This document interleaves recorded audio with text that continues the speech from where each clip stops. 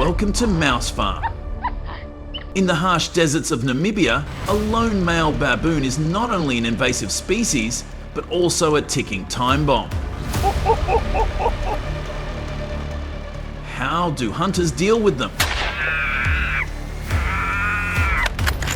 Stay tuned as this hunt reveals a deeper truth.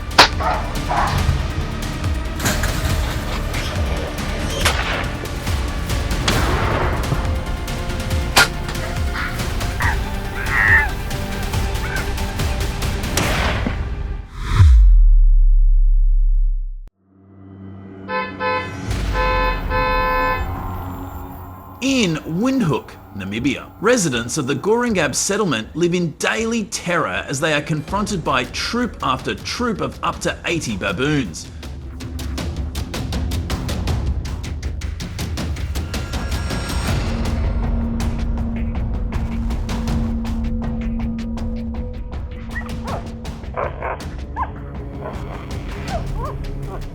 Not only do they steal food from cooking pots, but they also invade homes, leaving residents unable to venture outside for a week.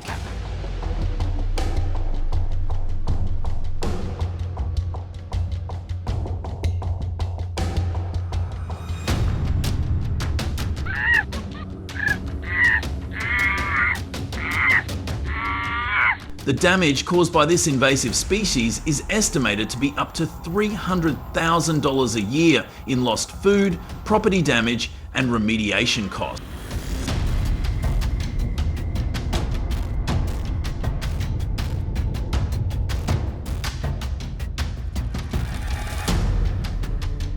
It is not just the physical damage, but the residents are living in a state of extreme stress.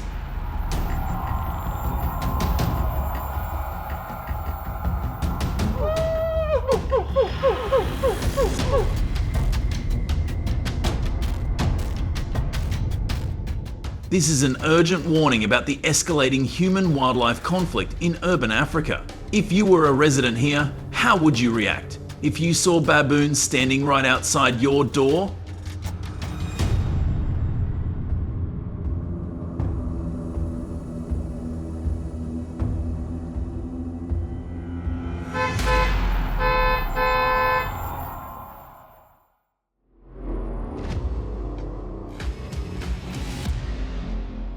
After months of escalating food stolen chaos, and in the face of that, installing a sturdy wire mesh electric fence is no longer a luxury, but a necessity.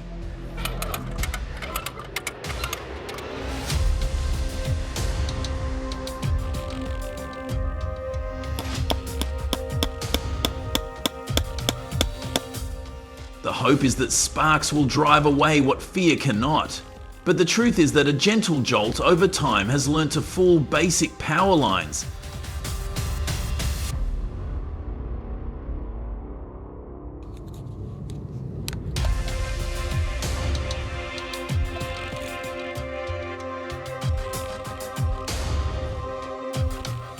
So which is more effective? Don't rely on electricity alone. Take a more drastic measure. If so, join me in the second measure taken by the Namibians.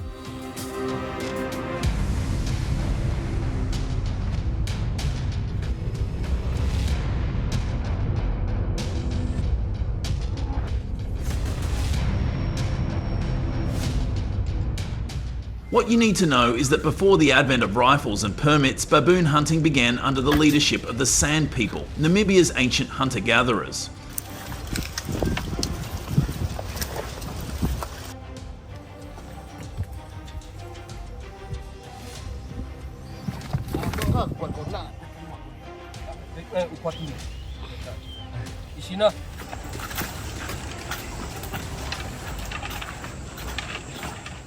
These early tactics date back to the late Stone Age, forming the roots of a tradition that has lasted for over 20,000 years.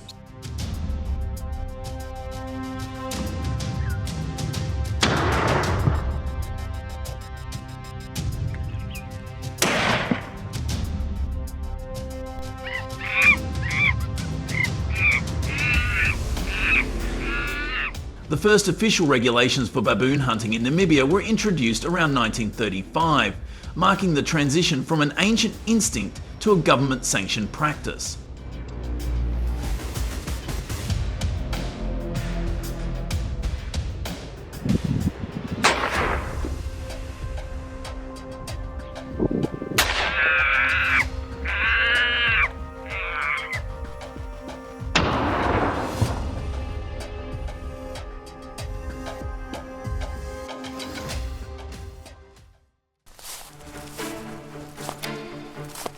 Today, any hunter targeting baboons must have a valid permit, which is issued and managed by the Namibian Ministry of Environment, Forestry and Tourism.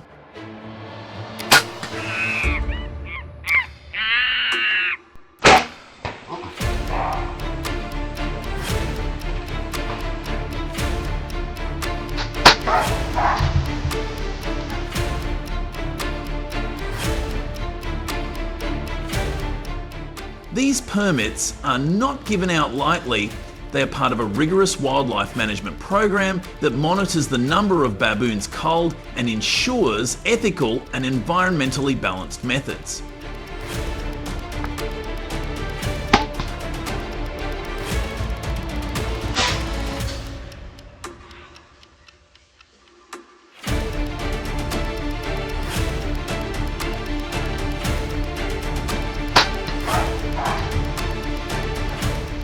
So why is this important? In the past decade alone, more than 12,000 baboons have been put down in controlled operations to protect farmland, water supplies, and public safety.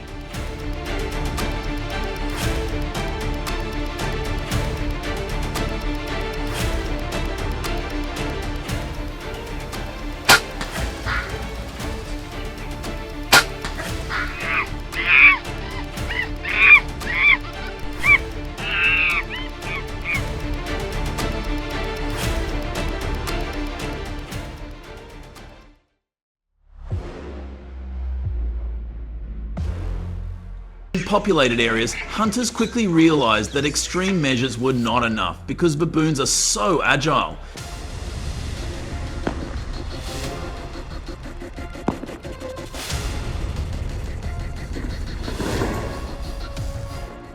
That is why the most effective hunters today rely on wire cage traps.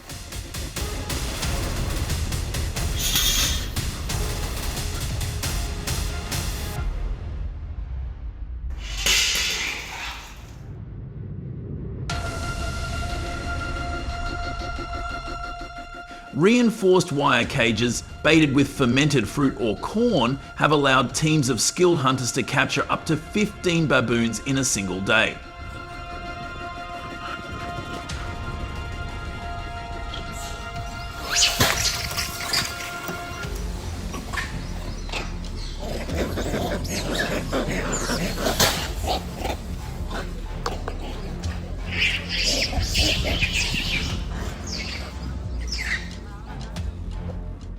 The most important tool, a remote activated trap gate that allows hunters to instantly seal the cage without risking confrontation.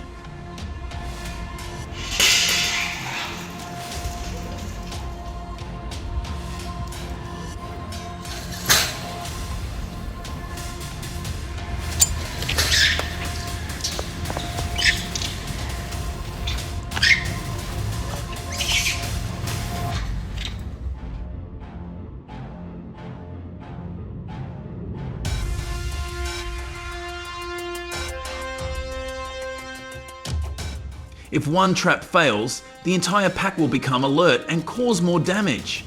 Therefore, the 3 lessons hunters need to remember are to set traps discreetly, use bait with the right scent, and check traps regularly.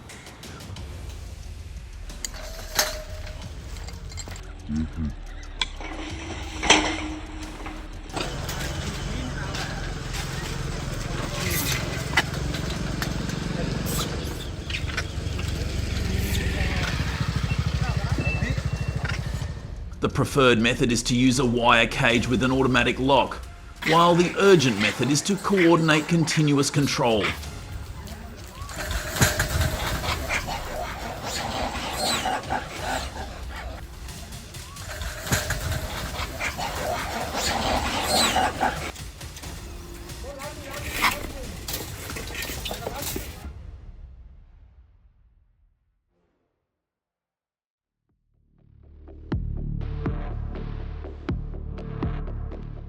Unlike in Florida, where culling is often limited to deterrence, Namibian hunters are expected to track and collect the baboons they target.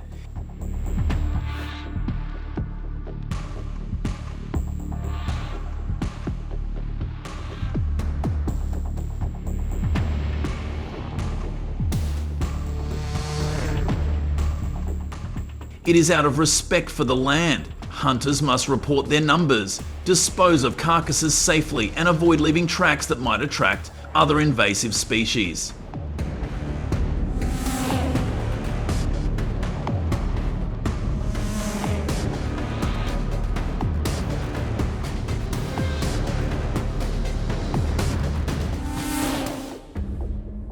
This accountability has won strong support from locals, who now see licensed hunters as guardians of Namibia's order and safety.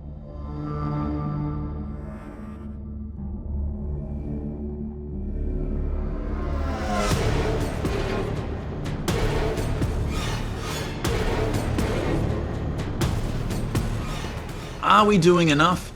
If baboon hunting opened your eyes, let us know if it did. Leave your thoughts below, share your views, and don't forget to subscribe. Your voice shapes the next story.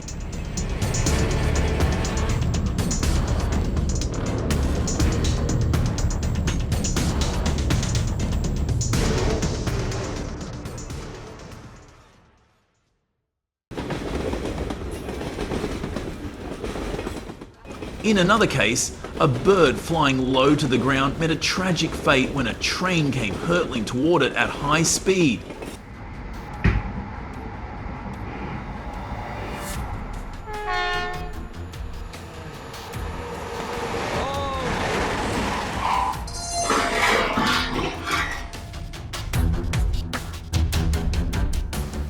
Its feathers were scattered in the air. The quickest solution is to reduce the number of food sources or nesting sites near the tracks, so that birds do not congregate there.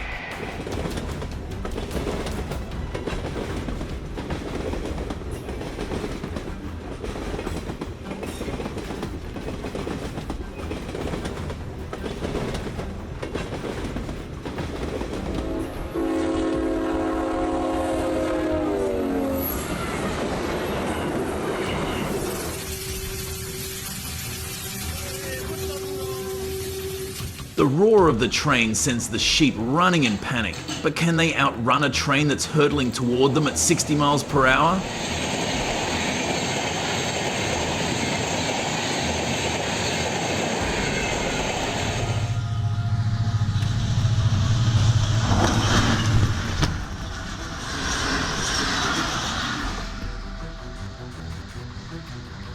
In the chaos, one sheep strays from the herd, stands motionless on the tracks, and the worst happens.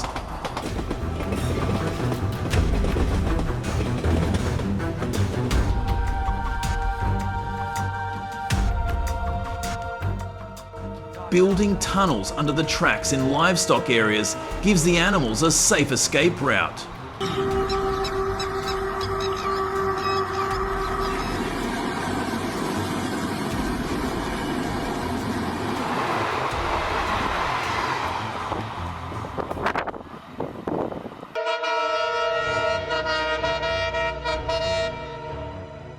The economic damage caused by accidents involving buffaloes causes serious traffic disruptions.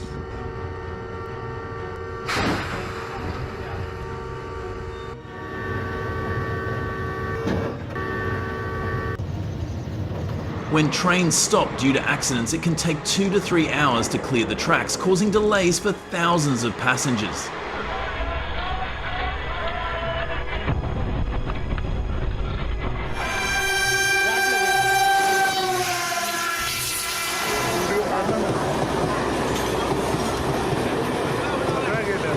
More importantly, people living near railways must raise awareness and not let buffaloes roam on the tracks.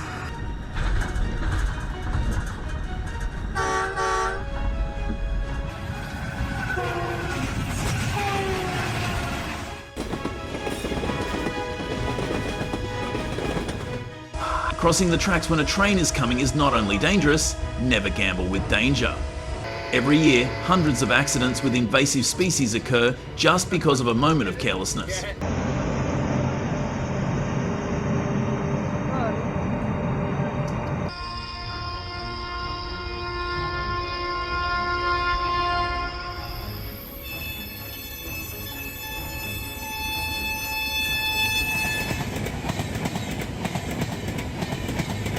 What do you think about this issue? Leave a comment below if you find the video useful. Don't forget to subscribe to the channel to update more interesting content in the next part.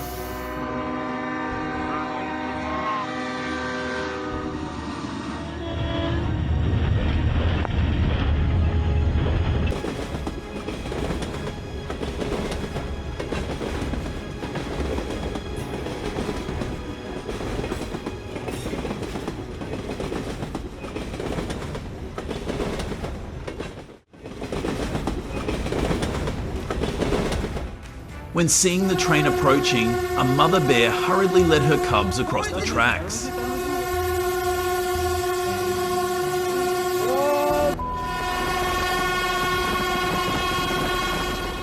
To reduce unwanted situations, the only way is to install a sensor device that will help the train slow down remotely when there are signs of abnormality.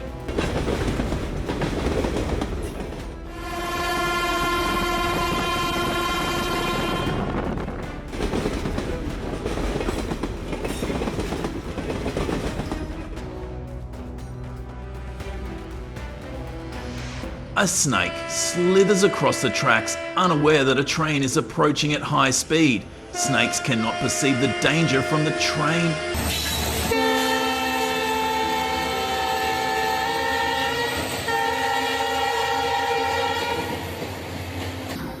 This is a difficult problem in dealing with invasive species. Do you have a suitable solution for this situation?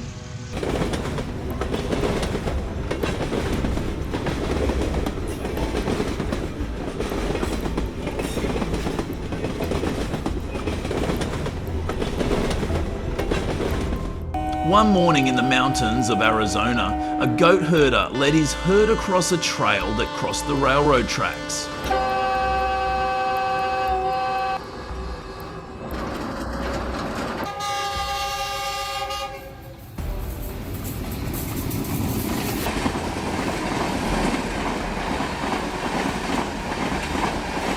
Do you think the remaining goat escaped the tracks? Comment yes if it did. There should be a 9 AM and 1 PM grazing rule in this area outside of train hours.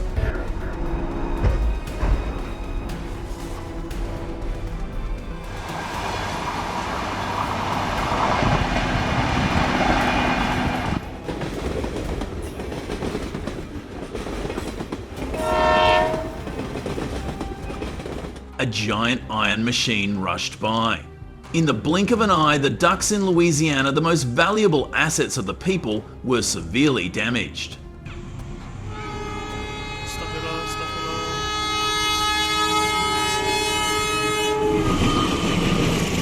The responsibility lies with the people. The government should strictly prohibit the indiscriminate grazing of poultry on traffic routes.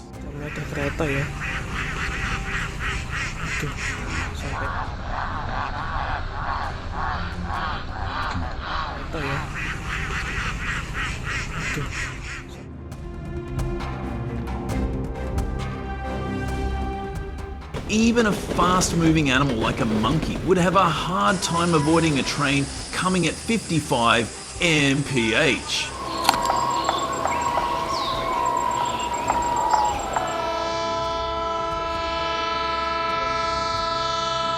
In Georgia, accidents with invasive species cost up to $450,000 a year.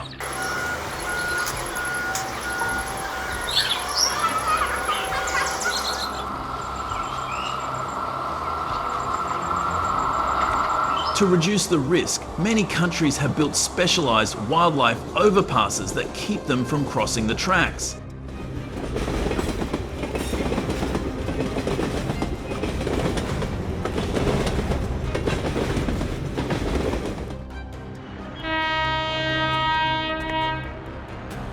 In Colorado, the growing feral hog population has led to more accidents near railroads near livestock areas, requiring the installation of protective fencing.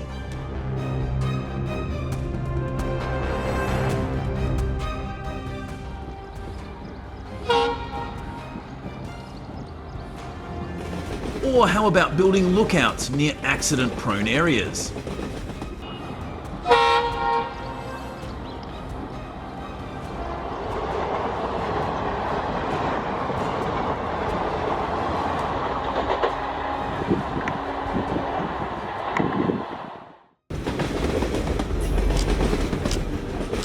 Every year, dozens of train livestock collisions occur across the United States, especially in rural areas.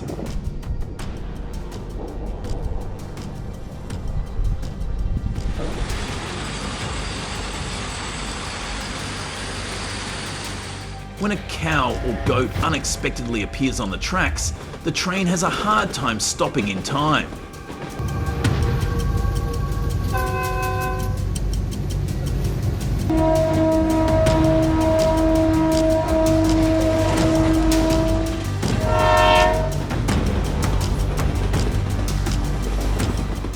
On many farms, livestock often wander too close to the tracks, unwittingly becoming victims of the oncoming giant machines.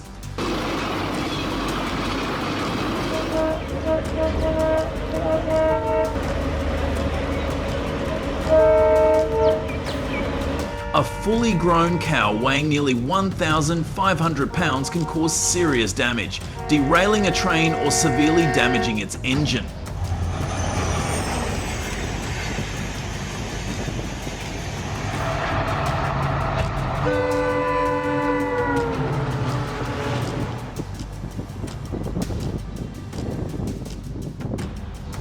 As for goats, their smaller size makes them less likely to cause damage to a train, but they have virtually no chance of surviving a collision.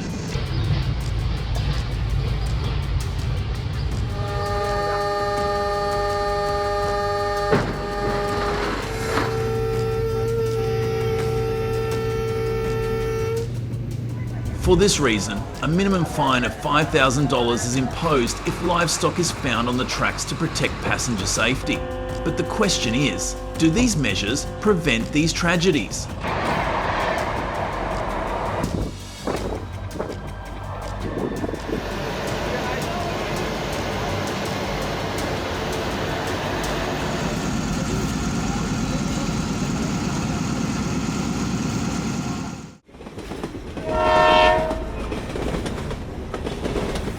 On a farm in the American West, a flock of more than 50 sheep graze along railroad tracks. When a train approaches, they panic and scatter.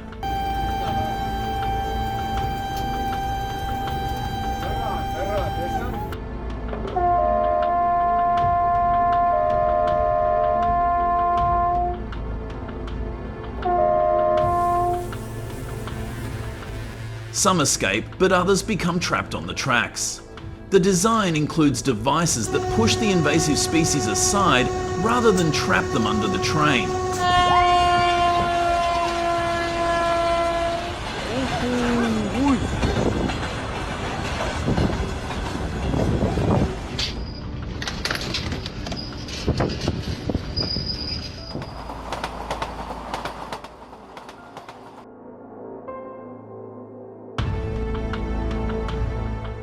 More than 20 elephants have been hit by trains in India.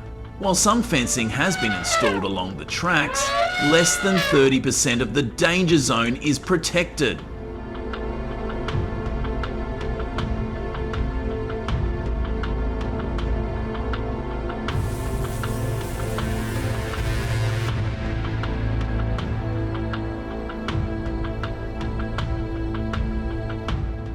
Authorities should install sensors that can detect animals on the tracks and send warning signals to train drivers from a distance, reducing the effort required to collect the carcasses.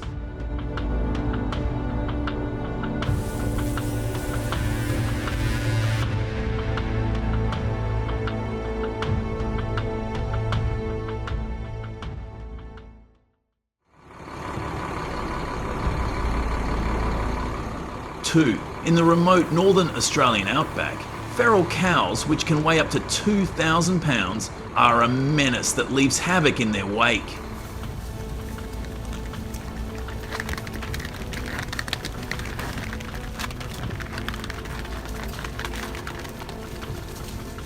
Not only do these invasive species destroy roads and pollute waterways, causing more than $100 million in damage each year, but their size and ferocity make them dangerous.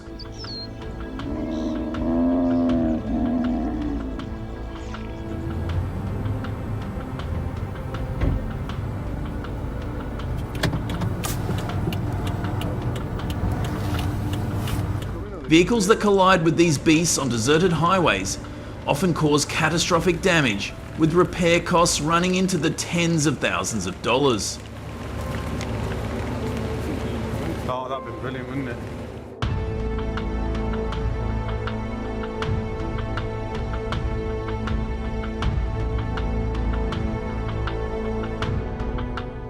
Just one collision can flatten a car, shatter a windshield, and knock down a person.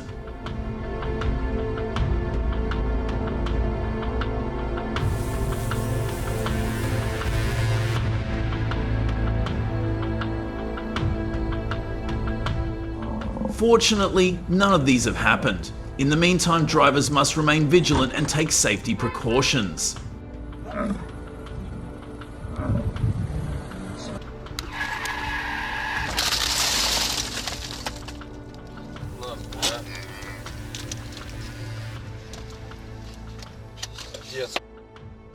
These approaches have been great at stopping the spread of some invasive species.